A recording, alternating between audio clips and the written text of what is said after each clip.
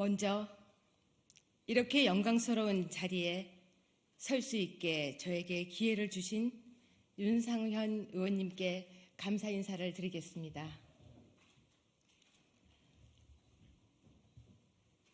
서설이 오고 있습니다. 오늘은 제가 세상에서 제일 사랑하는 아주 오랫동안 병석에 누워 계신 저희 엄마의 생일입니다. 어쩌면 이 세상에서 마지막이 될 수 있는 생일입니다. 저희 엄마는 항상 이렇게 이야기를 했습니다. 국민의 세금을 받는 국회의원이 돈이 아까운 줄을 알면 저런 짓을 안 할 텐데라고요. 저는 엄마의 부끄럽지 않은 딸이 되기 위해서 이 자리에 섰습니다. 지금부터 여러분들 앞에서 엄마의 부끄럽지 않은 딸이 되기 위해서 제 이야기를 들려드리겠습니다. 잘 부탁드리겠습니다.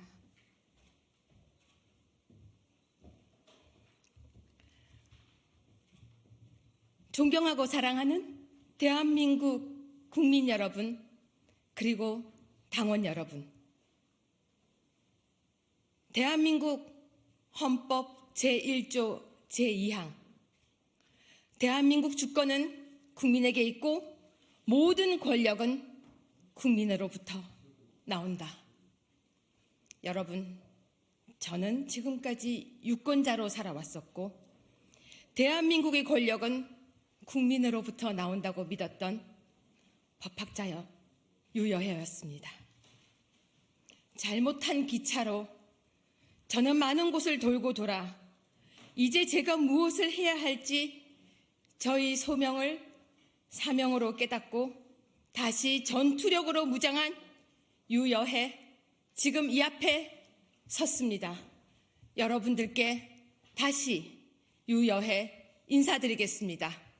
안녕하세요. 저는 나만을 생각하는 정치꾼이 아닌 후대를 생각하고 미래를 생각하는 정치가가 되어야 한다는 제 심장의 소리를 듣고 이 자리에 섰습니다. 그 소리는 바로 운동권 특권 정치 청산이 시작된다는 바로 가슴 설레는 2024년의 이야기였습니다. 운동권의 특권을 막아야 합니다. 이번 총선에서 전체 의원의 절반을 차지하는 서울, 인천, 경기 지역이 승리해야지만 윤 대통령 정부와 국회가 힘을 다해서 민생 문제를 해결할 수 있습니다. 22대 총선을 앞두고 제가 지지하고 성원하고 있는 저와 같은 73년생 소띠 한동훈 비대위원장이 앞장서서 지금 선전을 하고 있지만 여전히 당과 대한민국은 위기입니다. 대통령실 출신도 영남 중진 의원도 수도권의 승리가 중요하다고 인정하고 있습니다. 하지만 막상 험지에 차출하려고 하면 너가 가라, 해라 라고 하며 꽃길을 걷고 싶은 것이 뼈아픈 현실입니다. 그 누구도 고양이 목에 방울을 달려고 하지 않습니다. 그렇게 해서는 수도권 총선 승리할 수가 없습니다. 다행히 한동훈 비대위원장님께서 운동권 특권 정치 청산은 시대의 정신이라고 선언하셨고 원희룡 국토부 장관은 대한민국이 앞으로 나가는 길은 자기만 살려고 막고 있는 이재명 돌덩이를 온몸으로 치우겠다며 개항을 출마를 선언하셨습니다. 박민식 보훈부 장관은 기득권이 되어버린 운동권 세력과의 전쟁을 선언하면서 그 상징인 김민석을 잡기 위해 영등포을 출마를 선언했습니다. 그래서 저는 희생에 앞장서신 원희룡, 박민식 두 분을 존경합니다. 존경하는 당원 그리고 국민 여러분, 수도권 두 분이 선봉장으로 나셨으니 수도권에서 이제 경기에 나설 선봉장만 남았습니다. 제가 자라고 평생을 살아온 지역은 서초갑이라는 지역입니다. 제가 잠시 당협위원장을 했던 곳이기도 하고 주변 분들은 여전히 서초갑 출마를 제게 권유하십니다. 하지만 그곳은 우리 당의 누구라도 공천받아 출마하면 당선될 수 있는 지역입니다. 백의종군한다고 약속드렸던 제가 그곳을 나설 수는 없었습니다. 제가 나서지 않아도 그곳은 지킬 수가 있습니다. 그래서 저는 깊은 고민 끝에 고향 갑을 출마지로 선택했습니다. 제가 고향 갑을 선택한 이유는 첫째, 고향 갑이 험지이기 때문입니다. 최근 총선에서 단 한 번도 국민의힘이 승리하지 못한 열세 지역입니다. 그렇기에 제가 앞장서서 이른 험지에서도 우리 국민의힘 후보가 승리할 수 있다는 희망을 만들겠습니다. 둘째, 운동권 특권 정치 청산을 위해 반드시 고향 갑을 뺏어와야 합니다.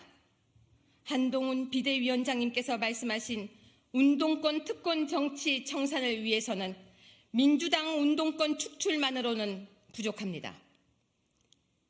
말로만 진보를 앞세우는 정의당, 정의가 더 이상 존재하지 않아 정의당이라고 놀림받고 있는 정의당, 청년을 아프게 한 공천으로 시끄러운 정의당, 그러기 위해서는 정의당의 상징이자 심장인 심상정 의원을 제가 잡아야 합니다. 저는 심상정 의원께 질문하고 싶습니다. 왜 당신은 그 긴 시간 동안 덕양을 살리지 않았습니까?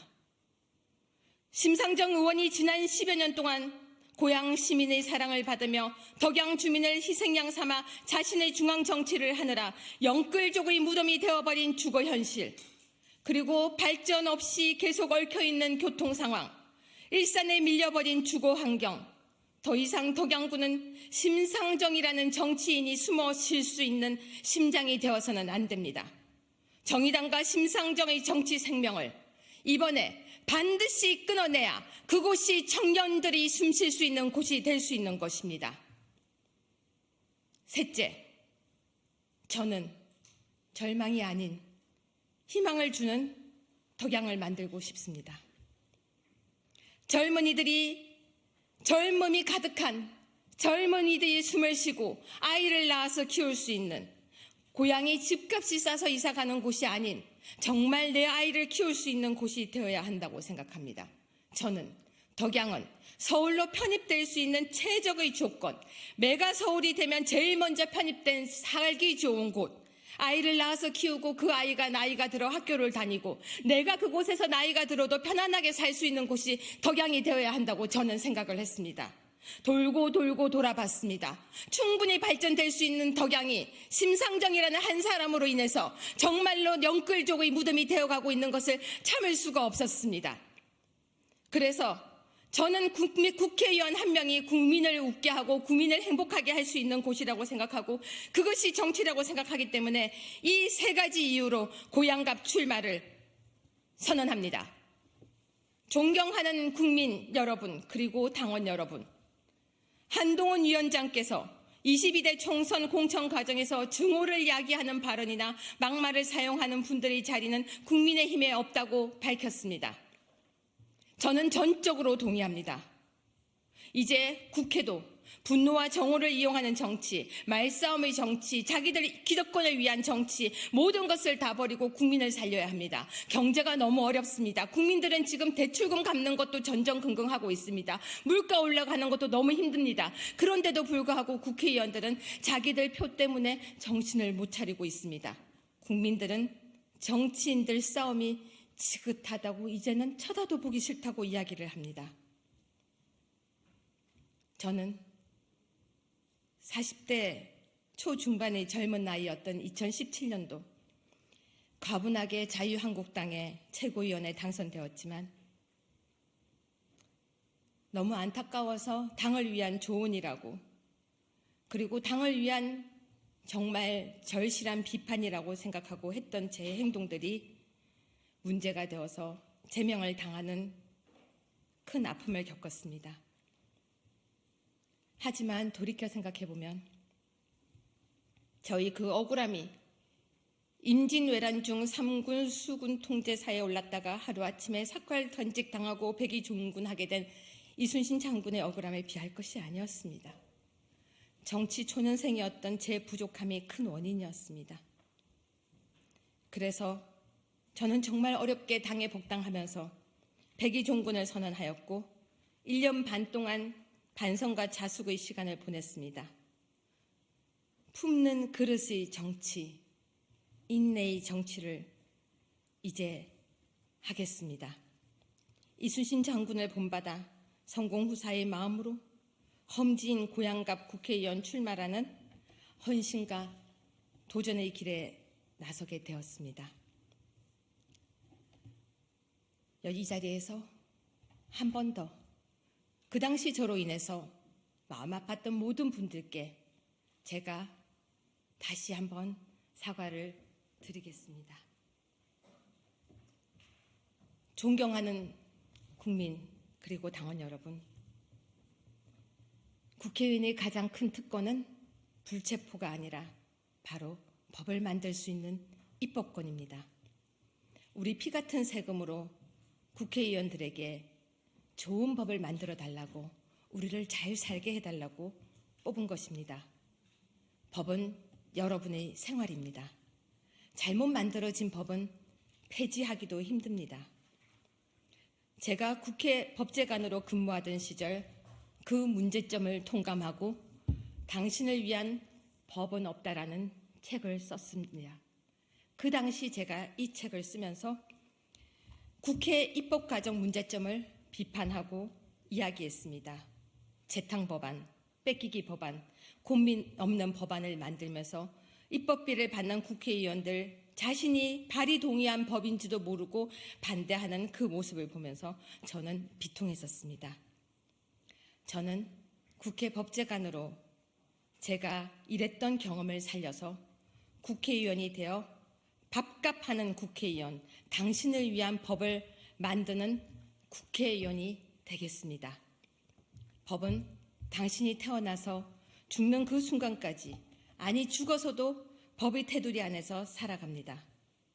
법을 잘못 만들면 여러분의 생활 터전을 잃기도 합니다. 정말 제대로 된 법을 만들고 싶습니다.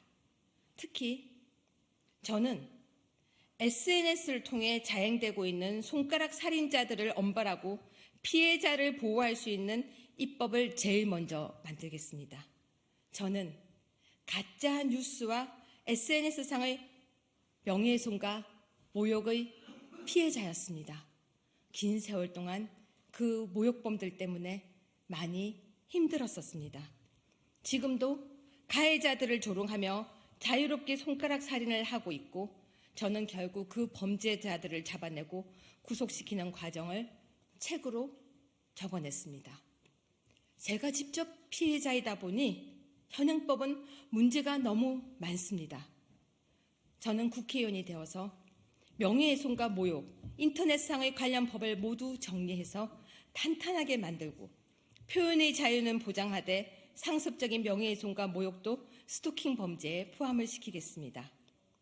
여러 명이 가계정을 만들어서 타인을 조림조리하듯이 비방하는 글, 손가락 살인자들에 대해서는 신속하게 수사하고 검거하도록 만들고, 가명에 숨어서 선량한 동료 시민을 괴롭힌 자들을 신속하게 퇴출시킬 수 있는 법안을 만들겠습니다. 법제관 시절 제가 열심히 만들었던 스토킹 처벌법이 이제는 일상의 법이 되었습니다. 하지만 고치고 다듬어야 될 부분이 많습니다. 바로 피해자를 보호하는 법을 강화하려고 합니다. 피해자가 오히려 자살을 하고 피해자가 아파하는 대한민국이 반복되지 않도록 피해자 법을 제대로 만들겠습니다. 저는 수사나 재판 과정에서 성범죄뿐만 아니라 SNS상의 스토킹, 명예훼손, 모욕 등 범죄의 피해자들이 참여권을 확대하는 법안도 마련하겠습니다.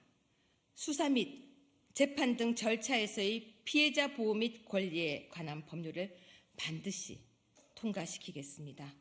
피해자는 재판에서 배제되어 피해자 진술을 하는 정도가 아닌 가해자에게 엄벌을 처할 수 있고 자신이 받은 피해 보상을 받을 수 있도록 적극적으로 피해자를 위한 법을 만들겠습니다. 피고인의 이익을 주장하던 법학자였지만 겪어보니 피해자를 보호하는 법이 부족하다는 것을 제가 알게 되었습니다. 꼭 만들겠습니다. 존경하는 국민 그리고 당원 여러분, 저는 희망합니다. 국민의힘을 지지하든 민주당을 지지하든 우리 모두가 동료 시민임을 느끼고 공유하며 그날이 반드시 오기를 꿈꿉니다. 그것이 대한민국을 지속 가능하게 하고 후세를 건강하게 하고 우리가 나이 들어도 건강하게 사는 대한민국을 만드는 것이며 그것이 공존의 바다입니다. 혼자서는 못 갑니다. 우리 모두가 함께 가면 큰 길이 됩니다. 제가 한 발 먼저 걸으면서 그 길을 안내하겠습니다. 험한 길 마다 않고 걸어가겠습니다. 국민 여러분, 국민들은 항상 이런 말을 합니다. 국회를 없애버리자고. 국회의원은 다 없어도 된다고. 국회의원은 줄이자고. 세금이 너무 아깝다고. 특권을 다 버리라고. 그리고 또 말을 합니다. 뽑고 났더니 변했다고. 여러분이 잘 아는 그림이 있습니다. 표 한 표 줍쇼 굽신굽신 하다가 그 다음에 당선되고 나면 뻣뻣하게 고개 들고 가는 그림. 여러분은 동네 국회의원을 보신 적이 있으세요? 혹시 국회의원이 누군지 아십니까? 바로 달려가서 도움을 요청하면 당신의 손을 잡아주고 토닥거려주는 국회의원을 본 적이 있으십니까? 그분들이 정말 우리 국민을 존경하고 있습니까? 사실 저는 세금이 아깝다는 생각을 많이 했었습니다. 왜 새로 의자를 바꿀까? 왜 저기에 돈을 쓸까? 우리 피 같은 세금을 왜 국회의원들은 들였을까? 그런데 우리 국민들은 또 속고 또 뽑고 또 후회하고 그렇게 22대까지 왔습니다. 여러분이 따끔하게 야단을 치셔야 합니다. 여러분이 속지 않아야 합니다. 여러분이 어떤 분인지 아십니까? 대통령을 여러분 손으로 뽑은 국민이십니다. 국회의원을 여러분 손으로 뽑을 수 있는 대한민국의 국민이십니다. 대한민국 헌법 제1조 제2항에는 대한민국 주권은 국민에게 있고 모든 권력은 국민으로부터 나온다고 했습니다. 그 권력이 나오는 자랑스러운 유권자가 바로 여러분, 바로 대한민국 국민이십니다. 선거가 끝나고 나면 후회하지 마세요. 죄를 지어도 버티고 있는 저 국회의원을 보면 화가 나시죠? 국회의원은 헬기도 탑니다. 국회의원은 재판 연기도 합니다. 할 말을 자유롭게 할 수 있는 그 국회의원들의 특권을 국민들이 부여했던 것입니다.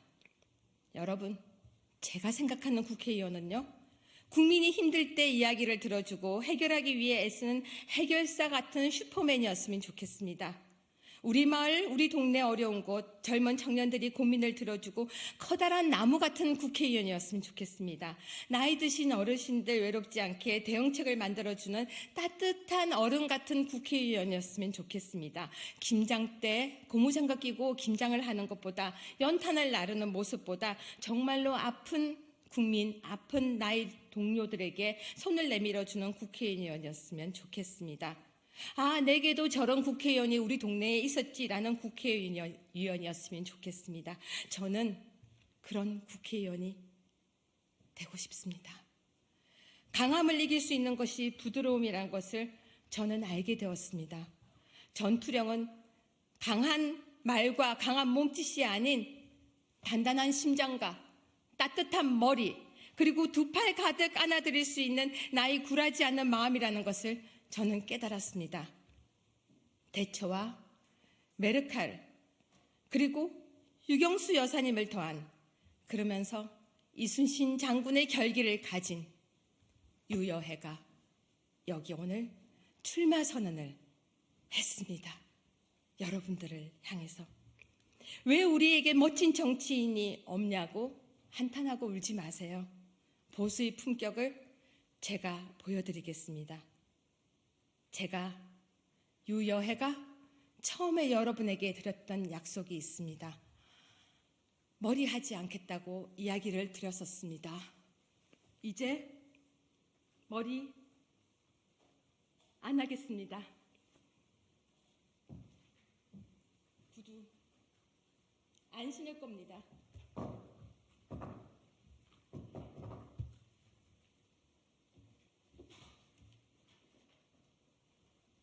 저 운동화 신을 겁니다.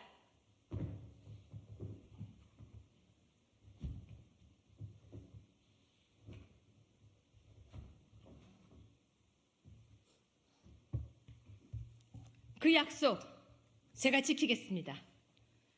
험지로 닷을 올렸습니다. 그 배에 저는 올라탔습니다. 전쟁터에서 살아 돌아오겠습니다. 대한민국을 위해, 그리고 후손을 위해, 그리고 여러분과 저를 위해, 지속적인 대한민국을 위해.